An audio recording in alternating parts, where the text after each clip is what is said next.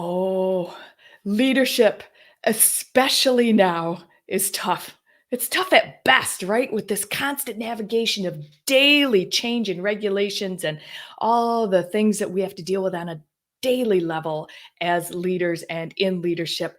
But there's just an extra layer of stress going on right now. So, how do you be the best leader you can possibly be when things are constantly changing in your workforce, with your staff, your old people, your young people? Everybody deals with stuff differently, right?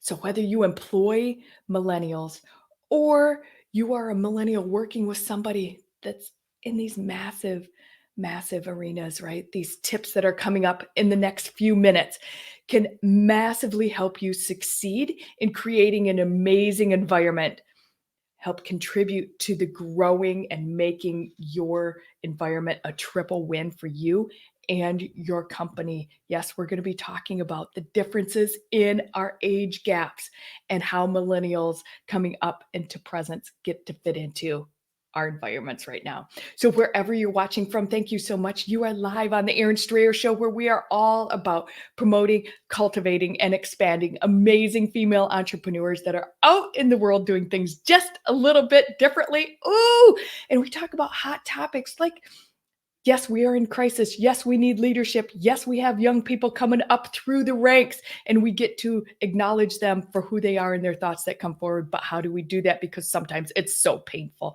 We're going to talk about that today.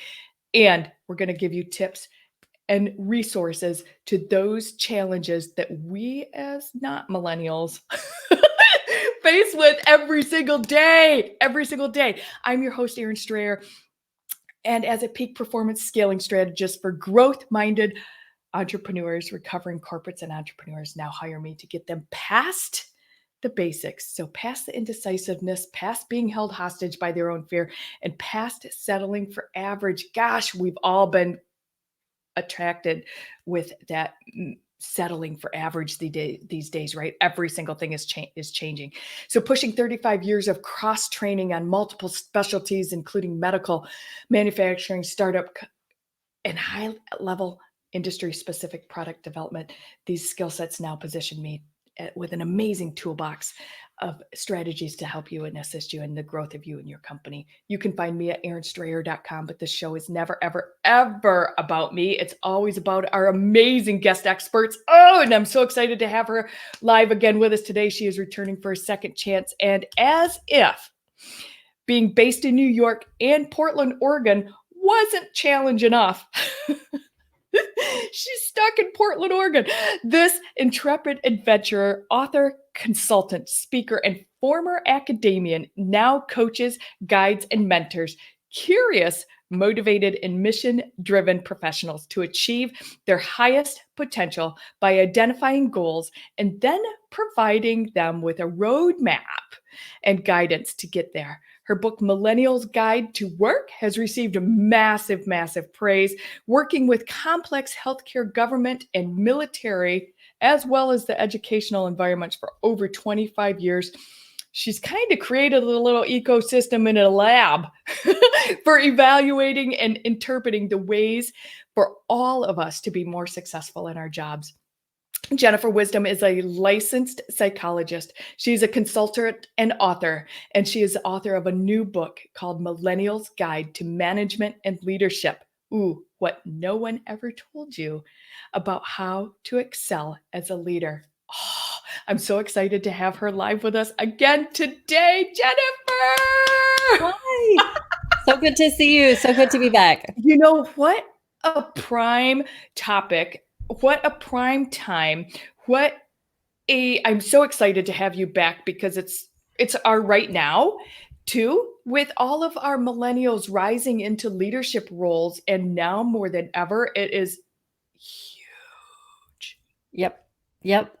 It's absolutely huge. The older generations don't have the luxury anymore of pretending millennials are spoiled kids or they're the young ones.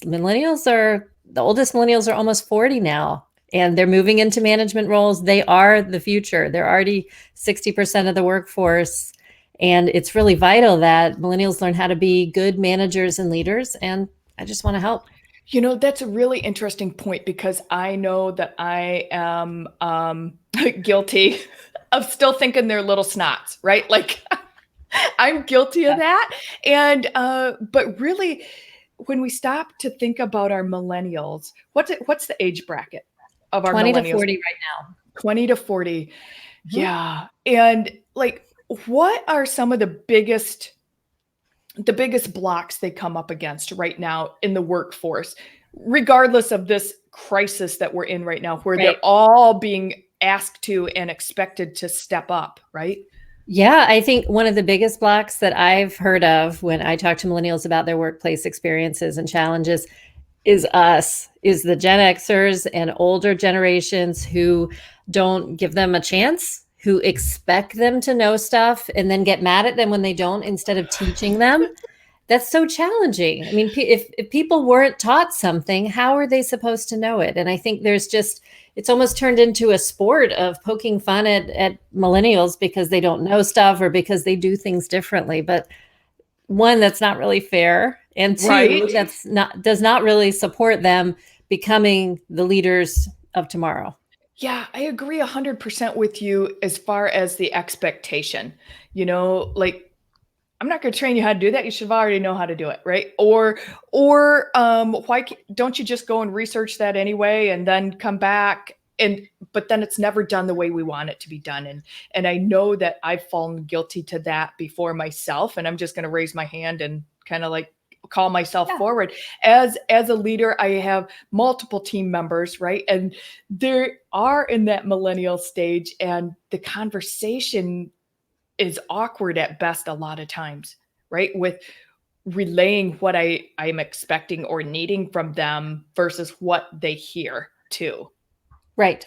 Right. But this is nothing new. If you think back to when we were 20 or we were 22 and we were new to a workplace, there were plenty of things we didn't know. Yeah. And not that everyone before was all kind and generous and we're not, but it's really helpful to clarify those expectations. I'll give an example. I Yeah. was working with someone who said, I don't understand why these people in my lab aren't doing what I want them to do. I told them that I want to build X, whatever it is. Sure. And I said, okay, so tell me what you told them. And he said, well, I told them build X. And I said, well, do they know how to do that? Well, they should. And I thought, they're never like, start from the beginning, help them Yeah. understand. He's like, but they should know that already. I said, well, apparently they do not. So start with, the goal is to build X. Here's how we do it. Here's what you need. Here's how you get started. Do this step and then come see me and I'll check on it. And then we'll move on to the next step. You're training them, you're teaching them. And he was like, oh, okay. And then he came back and was so excited, like, oh my God, they're doing so much more. Yes. So those of us Gen Xers, our SOPs, right? Our standard operating procedures, our policies, the way that we do things have to be broken down and actually given to them or gone over with them. I mean, it's an expectation that's, I think, at best, it's unfair.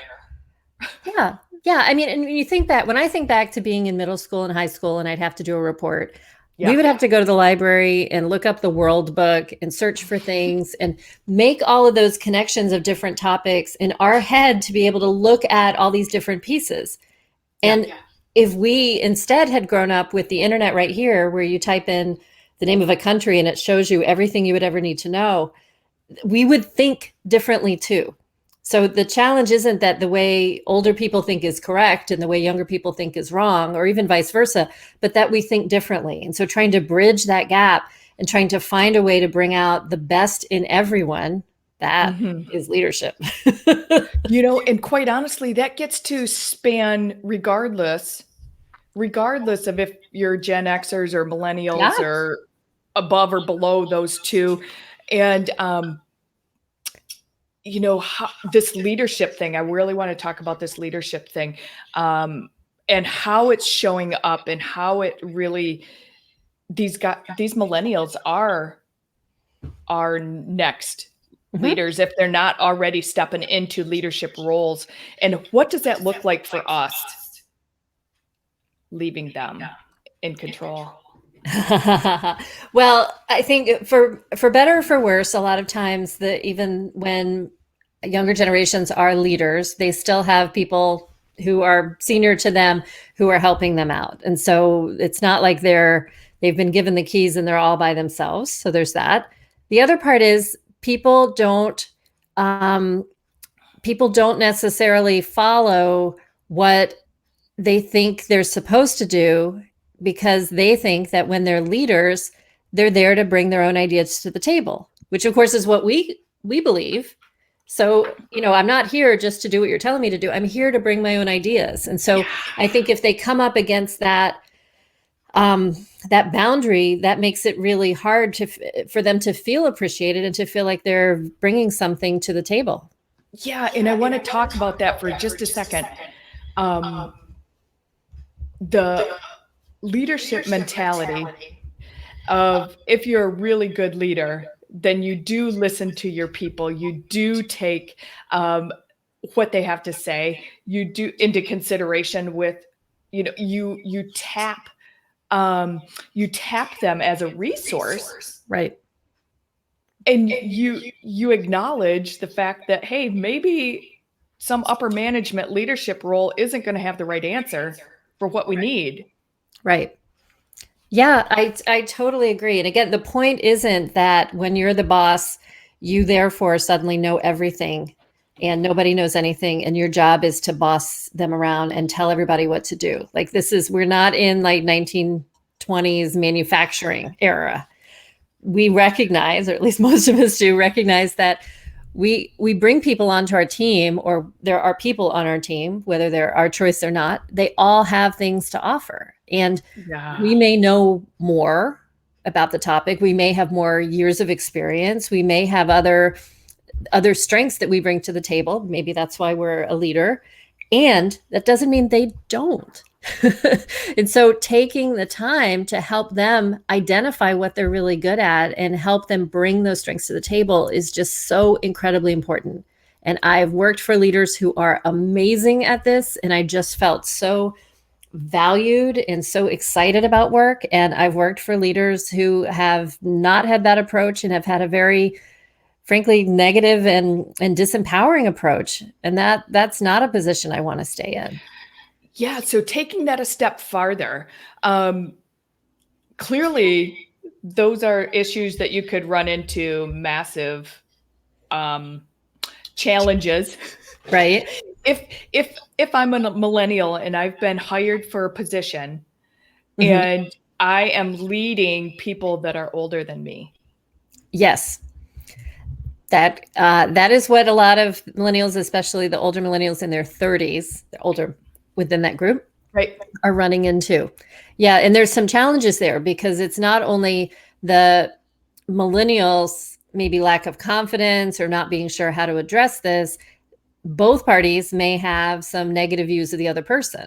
Sure. Right. So the millennial may view the older person as slow or technologically inefficient or, really stuck on the old way of doing things. And the older person may view the millennial as not having authority to tell them what to do, despite their title, or I'm not going to pay, I'm not going to take orders from some whippersnapper or whatever. Right. So there's just different areas. Your elders.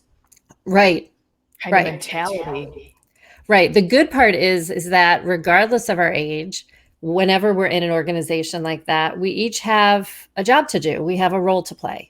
And the person who's the leader is not necessarily maybe the person we would have chosen, but they're still the leader. And we owe them that respect. And we owe them the opportunity to help them be better as a leader, the same way they help us be better in our role. And so we can work together.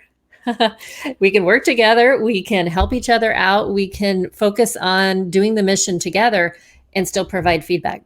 Some of the most powerful feedback I've received have been from people who were my staff when I asked them for feedback, and they said, well, I did want to say when you did this, it made me feel this. This was the reaction I had. And I thought, oh my gosh, that's not what I intended at all. I'm so sorry. And it really changed how I did things. That's so powerful. And I think if everyone along the whole age spectrum can be open to feedback and can have the perspective that the goal is to do the best we can and to accomplish the mission, create the product, whatever it is, do that together and help each other learn and enjoy yourselves on the way. That doesn't get much better than that. I agree 100%. And you nailed it on the head with the acceptance of feedback. Yeah. Being a key factor in leadership. And I think a lot of us that have had those key leadership roles, yeah, we're not so good at accepting feedback. Is yes. there, especially when it's potentially delivered not so smoothly. Right.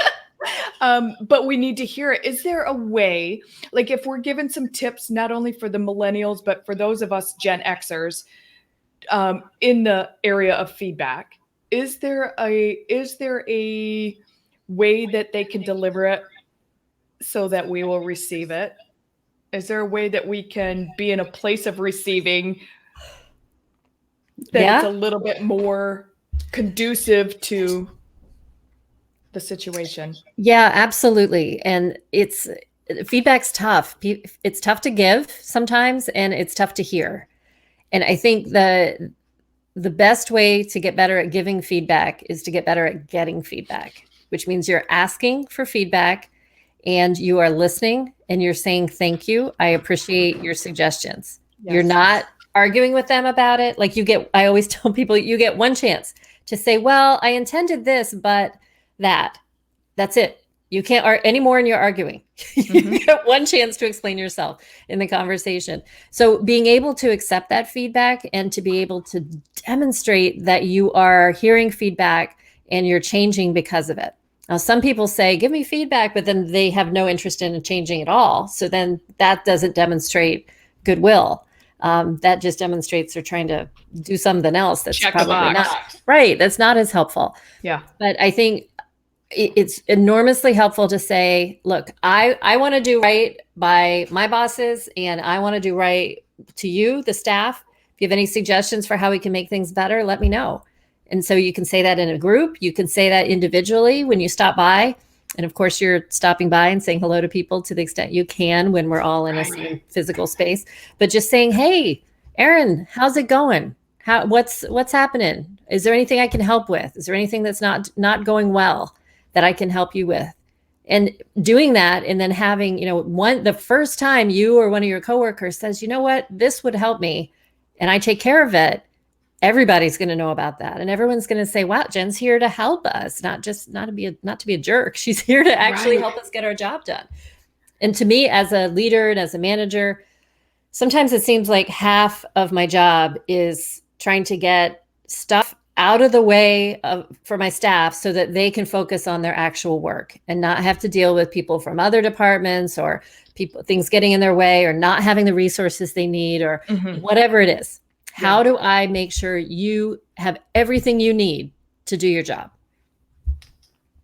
And I think that one, thank you for being that person. Thank you for having the team. Yeah.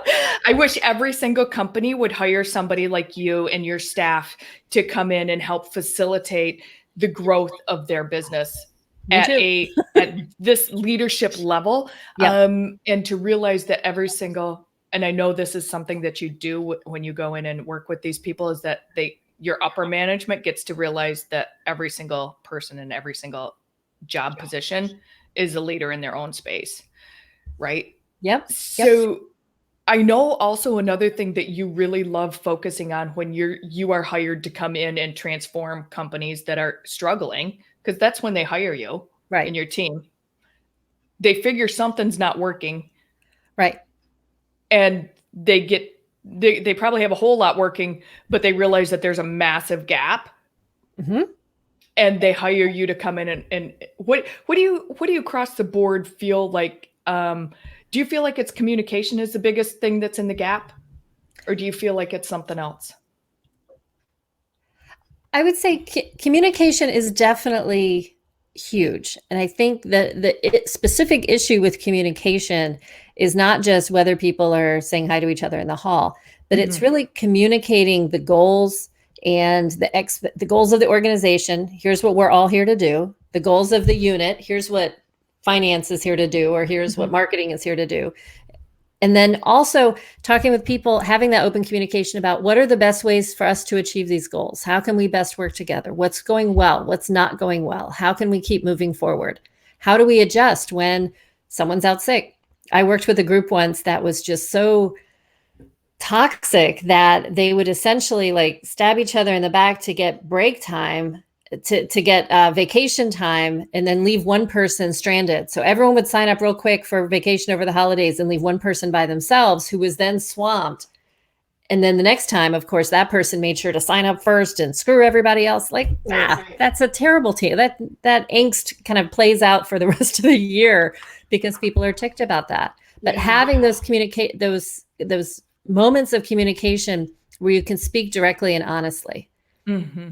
And what I often say to staff when there are challenges, or sometimes even when there's not challenges, is I want you to be happy and successful. Ideally, you can be happy and successful here in this role with us. But if not, I will help you be happy and successful somewhere else. And it happens that sometimes people don't want to change what they're doing. They don't want to stick to new metrics, or, rise up to do whatever the changing process is. And they decide they want to go somewhere else and work somewhere else where their boss isn't on their back. Hey, that's fine. I'll help you. I'll give you a letter of recommendation. Yeah. I will let you know wherever else I know of that you can go into. But ideally, you can be happy and successful here.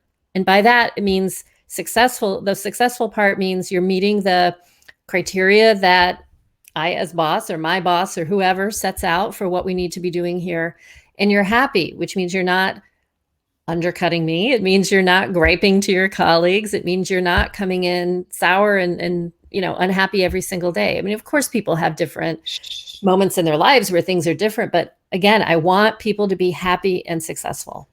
Yeah. And I think as a good leader, and you pointed it out, you touched on it, that a good leader will not only position those employees, whether they're a millennial leader or a Gen X leader, right? Because I know that your specialty is millennials, and your specialty is making sure that the millennials in leadership and management, transition smoothly in and out of there, and that communication in and around them is cohesive, and really everybody's on the same page, because it's really a tough place to be a lot. Yeah. It's really a tough place to be a lot. And the way that we communicate is different. Mm-hmm.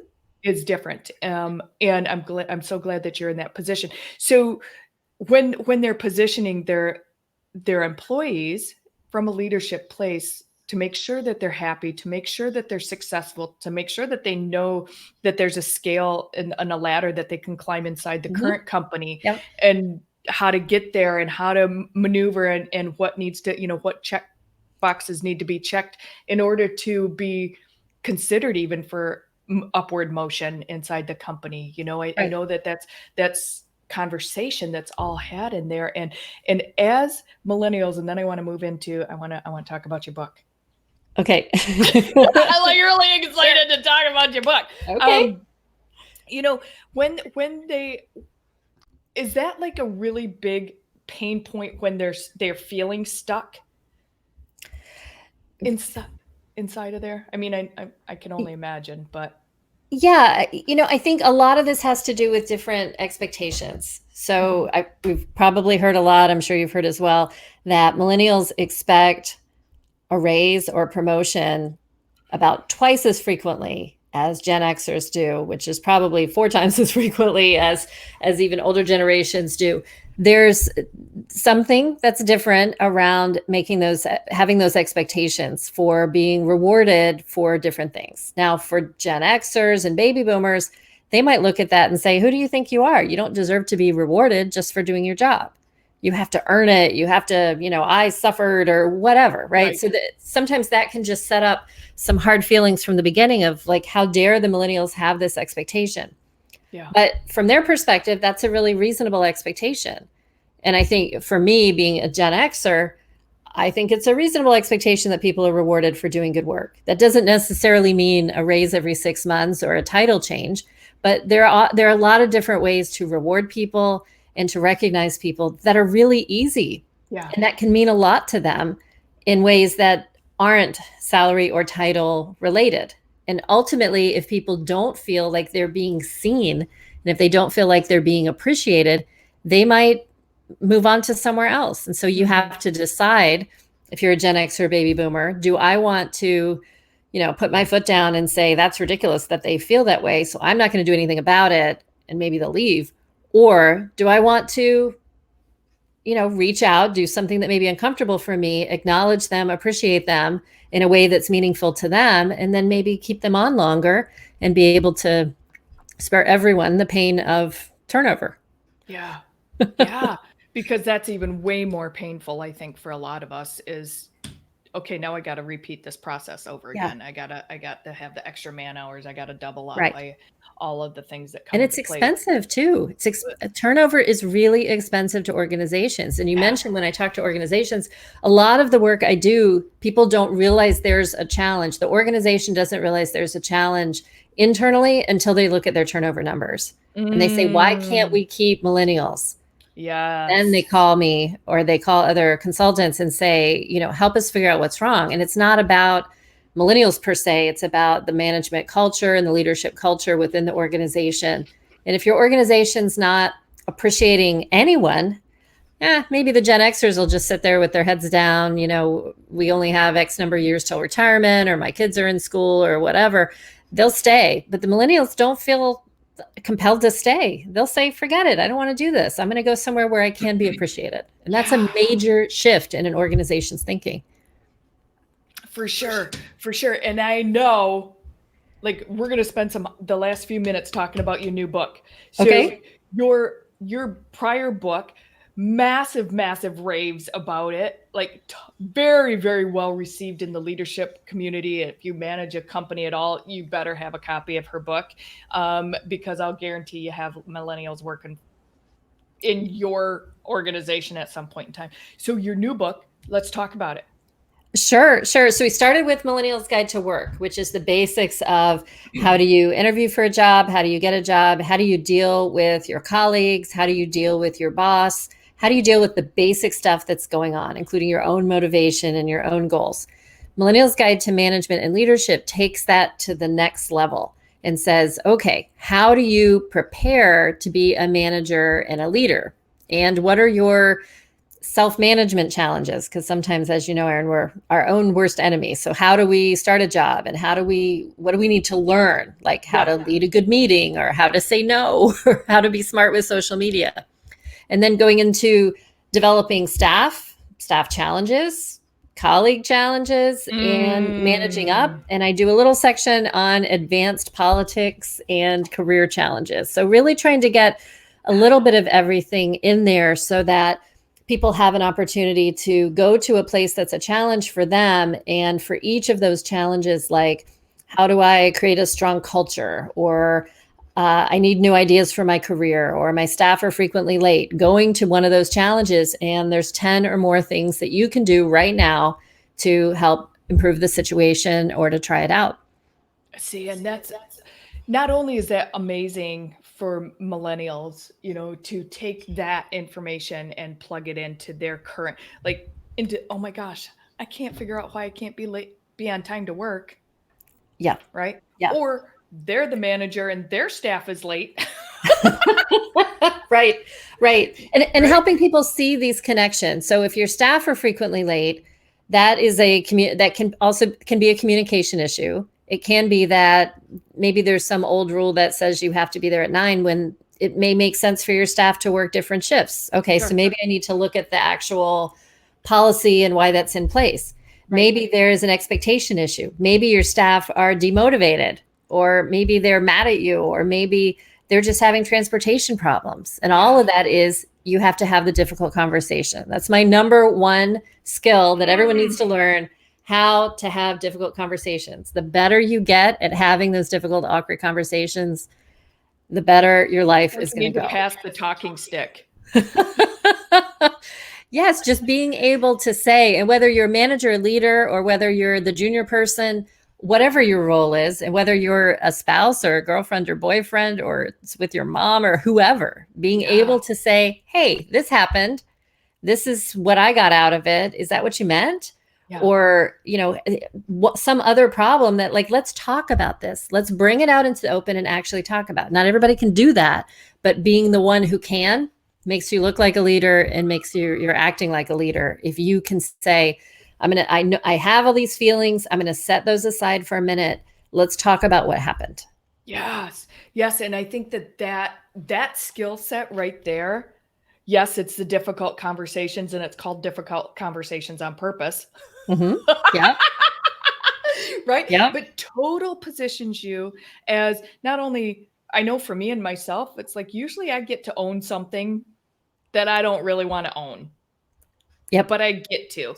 And because I choose to do that, "Hey, I just gotta throw out there that I did XYZ, or I said something, Mm-hmm. or I wasn't really in integrity when that happened," or Mm-hmm. I right? When I stand in myself as a person, then that just exactly what you said, that positions me as as a leader in my own being, in my family, and my relationships with my friends, and with my businesses, right? All of those places when you have those difficult conversations, and man, you have one and it's tough. Yeah. You have that second one, There's it's always one. Always. It's part of what I emphasize in the book is that when you're a manager or leader, or both, you have a different relationship with people.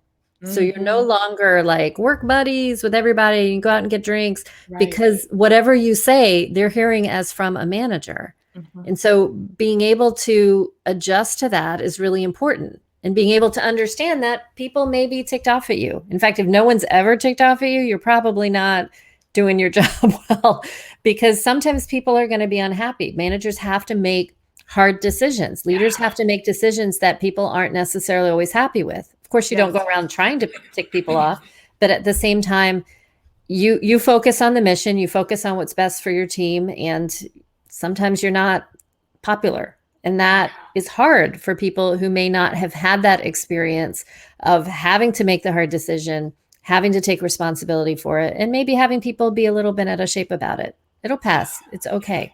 You can tolerate it. What's the name of your book again? Millennials Guide to Management and Leadership: What No One Mm. Ever Told You About How to Excel as a Leader. So good. You guys, seriously, we're gonna if you're watching the replay of this, or you're on the podcast, or on any of our other platforms, the link will be in the show notes. We will loop back around and drop it in the feed here. It will be available soon, Yes. very, very soon for you. And if you are a management role of any kind, whether you are digital like I am, or if Mhm. you're in a brick and mortar, this pertains to you and your business, and you should have it, Absolutely. mhm, in your pocket. And you should have Miss Jennifer Wisdom, Dr. Thank Jennifer, you. in your pocket, especially if you are a larger company with massive different pods of people, and different areas and demographics inside, that you get to bring her in and have a consult with her inside of your business to make sure everything is all on the same page. Dr. Jennifer Wisdom, thank you so much again for being with us today. I Oh, appreciate you. my Ah! pleasure. Thank you so much. It's always such a joy. I could talk leadership stuff all day long with you. Yep, me too. All day long, all day long. Everybody, wherever you're watching from or listening from, we appreciate you and who you are for the show. We are not a show without you. So thank you so much for being with us, and we'll see you soon.